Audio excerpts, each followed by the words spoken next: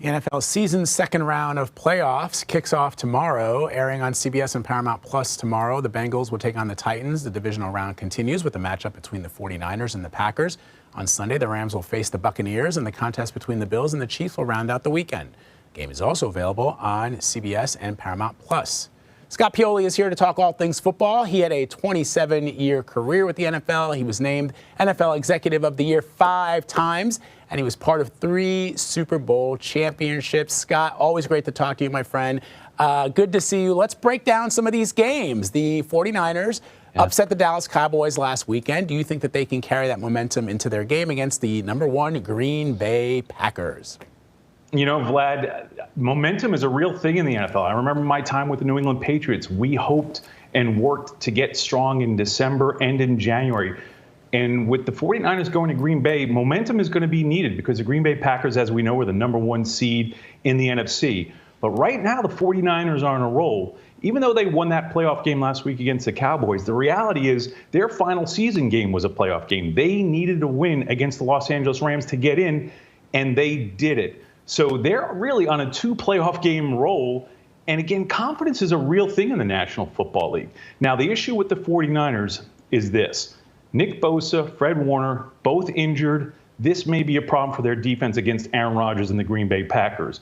The other thing rolling against them, nice little stat here, but California teams since 1950 in Green Bay are 2-12. So they better bundle up and get ready to play in Green Bay.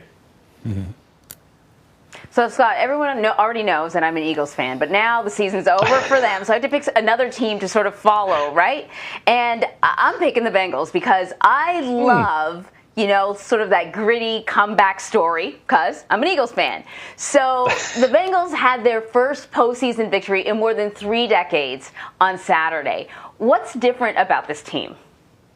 Anne-Marie, this is such a feel-good story, right? The Bengals have been downtrodden for so long. They've got this young coach, Zach Taylor, and they've got this superstar quarterback, Joe Burrow. And watching Joe Burrow come back from that horrific injury last year, tore his ACL, his MCL, it was a total blowout. And people weren't sure what they were going to see. He's come back this year. And to me, what I've loved about watching Joe Burrow this year is the absence of fear. His emotional fortitude and his strength, he's been sacked a league high 51 times this year, and he keeps coming back. He's got his old college buddy from LSU, Jamar Chase, with him now as one of the top young receivers in the National Football League. This is a fun football team to watch, but they're getting ready to match up against a pretty good Tennessee Titans team. So it's nice that you love this team, but Anne-Marie, hold on tight. This might be a rough ride this weekend. So which, you know, I'm used to heartbreak, sadly. So, Scott, which matchup are you most excited to see? Oh, the one, again, there's 4 great games this weekend, right? 2 on Saturday, 2 on Sunday. But the one that I'm focused on is going to be out in Kansas City. And watching the Buffalo Bills in Kansas City is a premier matchup. You've got 2 of the best quarterbacks in the National Football League. One who's already established himself in Patrick Mahomes. But now we've got the young Josh Allen, who's finally hit stride. He's beat the New England Patriots twice this year, so now he knows and his team knows that he's for real. The other matchup behind this that I'm really going to like is the mentor versus the student. Andy Reid worked with Sean McDermott, the head coach of the Buffalo Bills. They were together for 10 years. So there's this other subplot behind the players on the field who are some of the best in the National Football League and truly 2 of the best teams. I know this is only divisional round, but these are 2 great football teams. So there's a main plot between the players, but then this subplot between Andy and Sean that I'm really excited to watch this weekend too. So looking at the NFL sort of more broadly, some fans have really been voicing their discontent about the lack of black head coaches. Only one remains. It seemed like for a while the NFL was actually doing really good in this area, and they recognize that, you know, head coaches aren't made in factories someplace. They are, you know, assistant coaches before. And so you have to sort of hire all along the hierarchy in order to get excellent head coaches. What's going on with the NFL? Are they addressing this issue? They're addressing it, but just like in everywhere in society, we're not doing enough. You know, I brought this up early in the week. I was on NFL Network and spoke about this point. And the problem that I brought up was not just the people that are doing the hiring, it's the people that are influencing the hiring. So the NFL is not doing a good job of hiring enough black head coaches, not hiring enough black general managers, not enough leaders.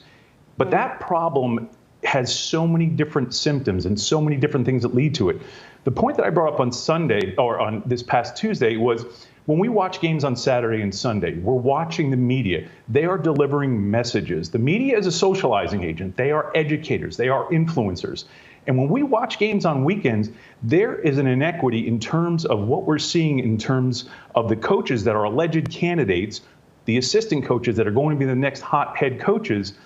And we're seeing certain coaches that look like me, then we're seeing very few shots and hearing a great deal less about coaches that don't look like me, the black coaches. So to me, the problem is not just with the NFL at the decision-making level, it's the influencers, because the idea that people put things subliminally in minds and we hear and believe what we hear on the media, it's an issue. That's just one issue. That's just one issue. Because as we look at this, the NFL really mirrors society. And these issues that we're seeing in leadership in the National Football League are the same things that we see in corporate America. We see it in every space in the United States. So it's a football issue, but it's also a bigger issue in our country. Yeah, Scott, that makes a lot of sense. And this is actually something, Vlad, that you have talked about a lot, though, that, you know, often sports can lead the way. Sports can pull society along. And I know you've got sort of the mind of a historian, Vlad, so I know you could pull up example after example about that. So I totally see your point, Scott. I think it could be sort of a little bit of both, that the NFL could be leaders in this area, and you know, society has a long way to go as well. No, I agree with that completely. And that's really the point that I'm trying to make. The NFL is in the spotlight, and to whom much is given, much is required. So the NFL has a responsibility with this large, you know, platform that they have. And to me, again, if we look and dig deeper, though, some of the influence, some of what owners hear and the people that do the hiring hear and see on the weekends, we can just go back to this weekend. And we talked about certain coordinators and certain assistant coaches with teams that looked like me. And we saw them multiple times on air. And again, some of the other coaches we didn't see. And to me, it's one of those things that, again, it's not just an NFL issue, but, you know, Amory, you're 100% right. Yeah. Vlad, you're right. We can be an influencer, meaning the NFL can be an influencer for the rest of society, because it will make people think a little bit deeper, hopefully. Yeah. Scott Pioli, great talking to you. Thank you. Great. Thank you. Thanks for having me. Great to be back with you both.